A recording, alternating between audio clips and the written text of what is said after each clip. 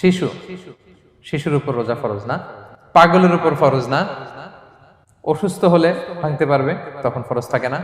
কষ্টকর সফর যদি হয়, অনেক দূরের সফর, আপনি ভাঙতে পারবেন, তখন আর ফরজ থাকে না।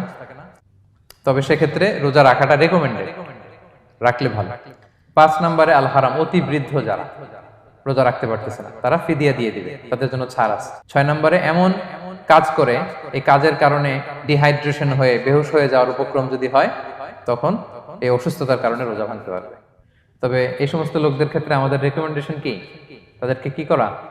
সহায়তা করা, তাদেরকে আর্থিকভাবে সহায়তা করা। তারপর গর্ভবতী মায়েরা, তারা রোজা ভাঙতে পারবে। দুধ খাওয়াচ্ছেন এমন মায়েরা রোজা ভাঙতে পারবেন, তবে পরে ওনারা কাজা করবেন।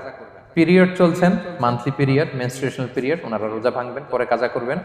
বাচ্চা ডেলিভারি দেওয়ার পরে যেই ব্লিডিংটা হয়, সেটার কারণে রোজা ভাঙতে পারবেন, পরে কাজা করবেন।